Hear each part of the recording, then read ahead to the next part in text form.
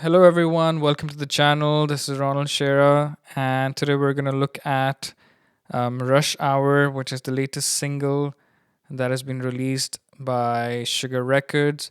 Now, this song was co produced and written by Ray, while it was produced by Monsoonfortwo, aka Sean, or vice versa. This was sung and written by Yahya as well, aka Neonsfynx. I hope I'm pronouncing that right. And for the first time, I actually did not play anything on this track, which was nice for a change. I have only mixed and mastered it. So, without further ado, let's jump into the session. So, this is the session, and you can see there's about approximately 80 tracks, 80 to 85 tracks. And this was produced by Sean in Ableton. So, and then the stems were exported and given to me to mix them in Logic because I use Logic. So, it's a pretty heavy session. There's a lot of layers as usual. It's Sean. So, this was quite a fun track to mix actually. So, how I've organized the session is I have routed all the strings section under the strings bus. I have a synth and keys bus, which has all the synth section. We have a bells bus. We have the effects and miscellaneous bus. We have a guitar bus. We have a drum sample bus. And we have a drum acoustic bus. So, yeah, we will talk about drums for sure, which was quite interesting. We have obviously the bass and some vocals, and then the crowd bus, and the rest are just effects channels of reverbs, delays, etc. Starting with um, the string section, so the intro starts like this.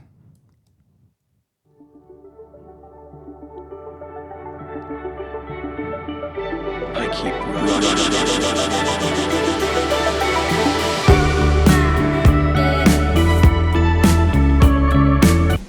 So, pretty simple. The song starts with this short string kind of melody line, joined by these vocals that has been added on top, and it has been heavily processed. Now, I have not done much processing on a lot of channels because Sean had already done them, and this is me just basically gain staging and um, checking the tracks whether they needed some EQing and compression, which I've done. I will show you the tracks which I have worked on to be able to fit in the mix or sit in the mix. So that's the string section, and it is joined by this ARP. So together they would sound something like this.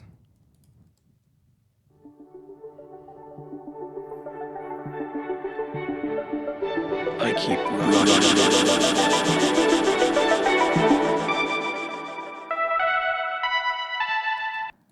Those are some synth DX because Sean loves his bells. And moving on to the bells bus, of course, you heard the DX. We also have this melody that's playing in the back. Let's hear that. So it's basically the same synth DX, just layered, which sounds like this.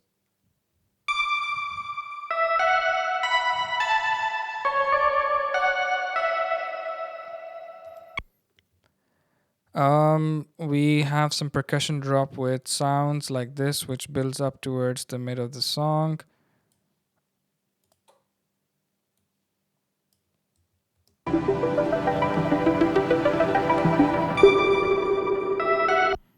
So that's the percussion drop.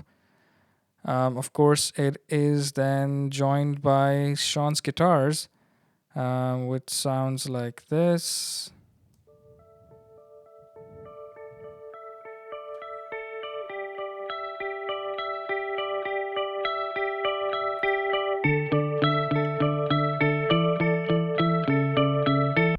So that's the guitars with some octave lower and an octave higher, and together they sound like that.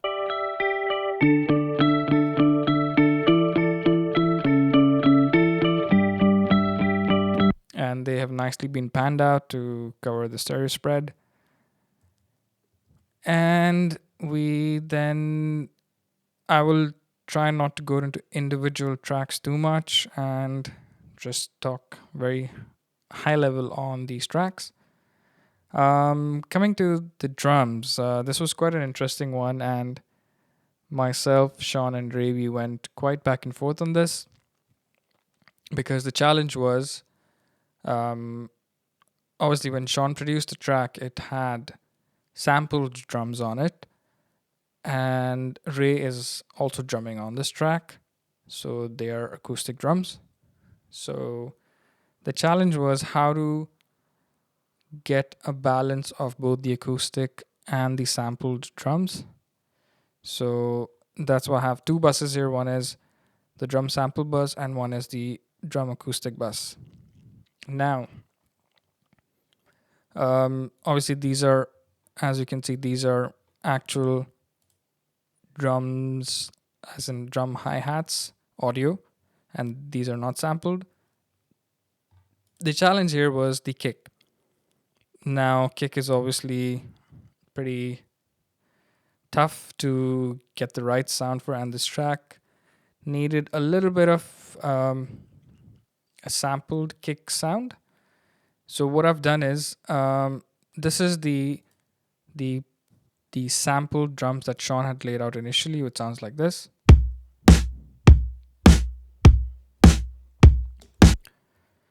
And the acoustic drums sound like this.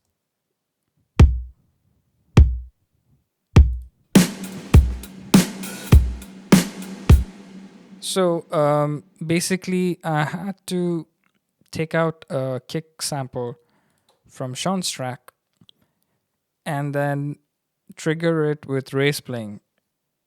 Quite a interesting task, I would say, but it worked well. Same thing goes for the snare. So this is Ray's original acoustic snare sound.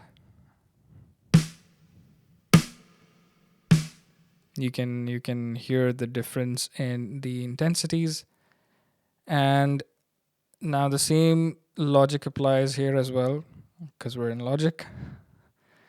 Um, I had to take Sean's snare sound and trigger it with Ray's snare hits because obviously a live drummer, as much as amazing they are, they would never be able to hit exactly on the grid. So I had to convert Ray's drumming into MIDI, specifically snare in this case, and then use Sean's sample to trigger the sound. Now, these are layered together, so you have the original acoustic drum sample, which just sounds like this.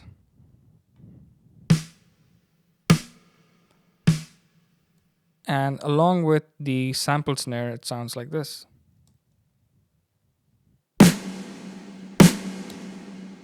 Nice and fat. Nice and fat. So that's the drums. The toms are not sampled, these are the actual toms. And you have the overheads left and right from the acoustic drums. So altogether, the drums sound like this.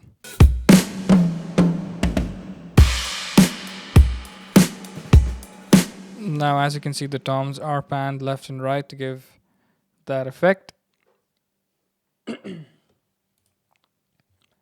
And then that's drums in general. They're pretty much straightforward. It was mostly about the tone of the drums.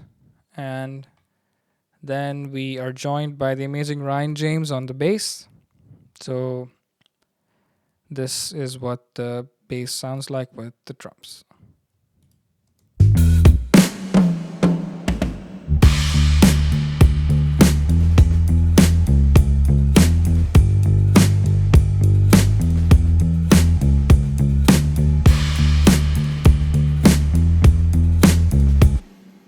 The good thing here is also that it is also layered with a sub bass which sounds like this.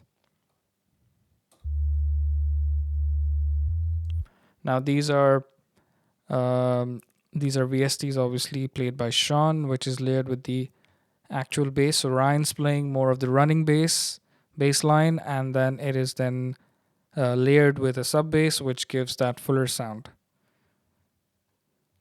Vocal chops. If I'm not wrong, these are actually Sean's vocals. Obviously, they're processed, but these are Sean's vocals, and they sound like this.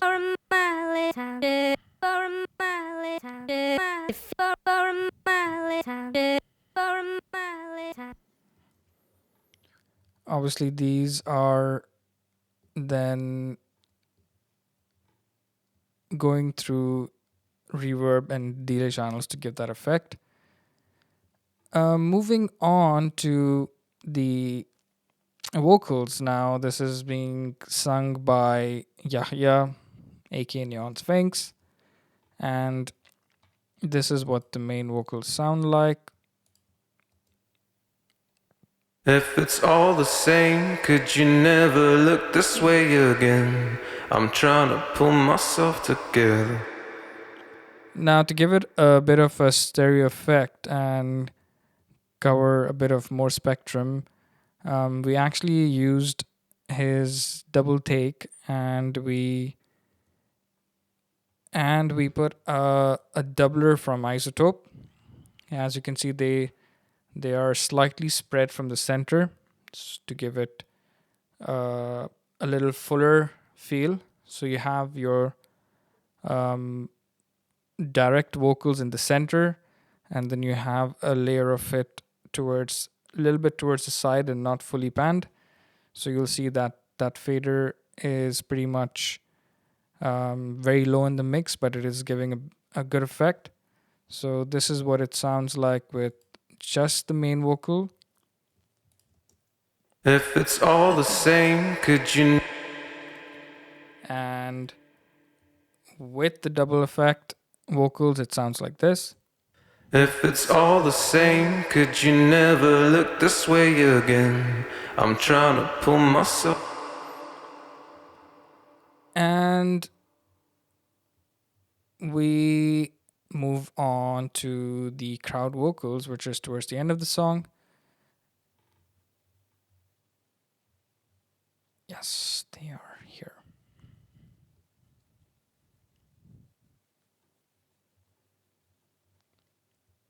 So, this is the crowd vocals. I did sing in this session, so I was also part of these crowd vocals. Let's listen to how they sound. Push it till you die. Push it till you die. Did you hear that? I think it's Ryan saying someone's off. Well, it was a pretty spontaneous moment. We just got up, we're like, oh, let's just do crowd vocals. So all of us, myself, Sean, Ryan, Ray, Yahya, we all got up, we stood around the mic, and we just started singing. People were off tune, people were not on time, but we just did it for the fun of it, to keep the authenticity of the track and not have it so rigid. While we should probably fix that, but that's the fun. I mean, we are keeping some flaws of background vocals, but it really blends in with the track, and it doesn't hinder the vocal or sounds terrible in the entire mix. So that's the crowd vocals, and all in all, it sounds like this with the main vocals. You die. Push it till you die. Push it till you die. Push it till you die. Push it till you die. Push it till you die. Push it till you die. Okay. Sorry, I didn't play the main vocal line, which is with. Push it till you die. Push it till you die. Push it till you die. So that's pretty much the entire sections. Yes, there is a tabla section in the middle of the bridge, which sounds like this. You won't stay, but you know I'm always on the move. Baby, Pretty interesting sound in the middle of the track. From nowhere, we have a tabla, but it sounds really good. And jumping into the mix. As you can see that I'm not doing a whole lot of processing. This is mostly gain staging, which is very important in the mix. You can get great mixes with just gain staging. Plugins are just adding the final touch in the end. So while Sean had already given me obviously printed tracks with his effects on it, so I didn't have to use much. I've only done slight EQs and corrections here and there, which I can just quickly run over. On the guitars, obviously, I'm EQing a little bit. I believe it's around the main vocal section, so it doesn't clash so much because some notes, some melody lines of Sean's playing were really piercing through. It's going through a bus compressor, some soothe, and this is going through a stock compressor in the end. This is actually sidechained to the vocal bus. So the idea was whenever Sean's guitars exceed a certain threshold and the vocals are also playing, the guitars dip down a little bit for the vocals to come up and breathe and really shine out. So that's the guitar bus. On the drum bus specifically, there's not much. There's some VMR, and then there's a clipper just to tame the transients a little bit. On the bass, again, some compression. I believe the bass is also sidechained. Yes, it is. It is also sidechained to the kick. So I'm sure you hear it in the track. The kick is very prominent. It is quite in the center of the mix, and it is very defined and well heard. So obviously that is achieved with the bass slightly ducking when the kick hits. Coming to the vocals, there's not much. My vocal bus is going through an LA to A style compression, which is just adding a smoothness on the overall compression on the vocals, and some soothe, just taming a little bit on the harsh frequencies. Then the individual Vox buses, very less. There's just some deverbing, VMR pitch correction, some fresh air to give it some air, and some de-essing. Obviously, they are going through my FX buses of short reverbs, delays, and then long reverbs.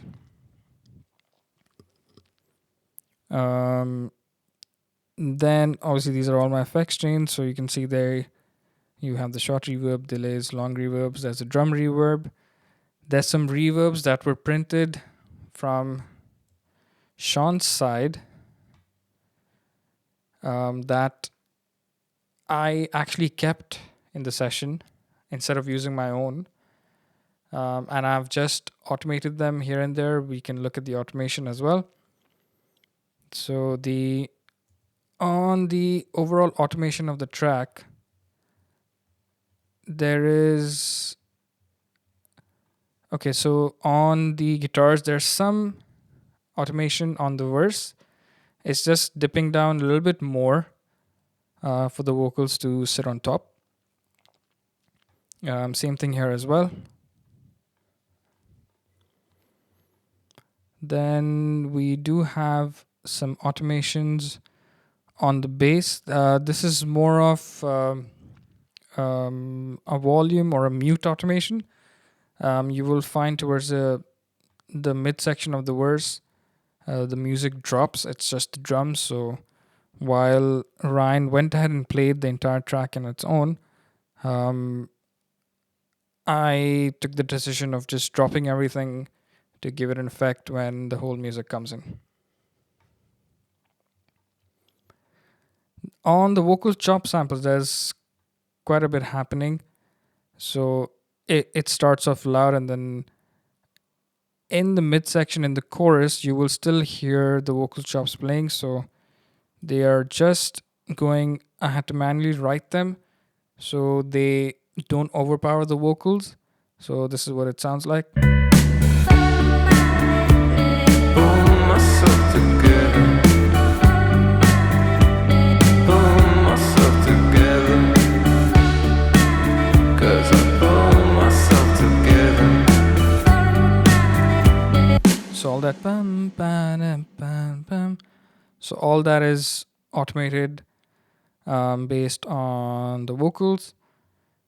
And yes, we do have some automation on the reverb as well, especially on the long reverbs. This is a mute automation. So this is just keeping it muted towards the verses and opening it up on the choruses to make it full. On the drum reverb, this is mostly on the snare. So if you do hear, the snare actually starts off in the song with the verse a bit drier or having less reverb. And then as the song opens up, the reverb also opens up for the snare. These are again, this automation is based on the reverb which was printed and given to me by Sean. So I kept them. I've just used it creatively with some automation. And then the start of the song is, you can hear when the song starts, it has this high cut frequency effect, and then the song opens up into full. So this is applied on the mix bus completely, where you have the filter opening up, and then you also have a volume automation on the side. So I will play through the intro to the chorus, or actually I can just play the intro section for you to hear what this automation is doing.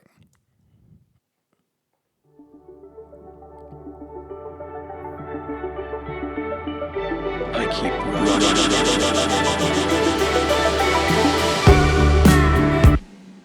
So that's how the automation is helping in the filtering of the track, of the intro specifically. So that's pretty much the entire track. This was a pretty fun project to work on, and I will play through the bridge section of the track to the end so you can hear it. But if you haven't heard the whole track, the song is streaming on all platforms. Go check it out. I'll put some links in the description as well. And thank you so much for joining me and understanding how the track was made.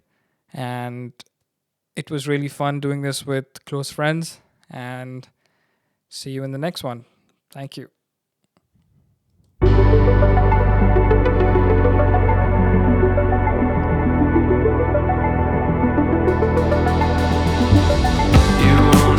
But you know I'm always on the move. Baby, we're young and we've got nothing left to lose.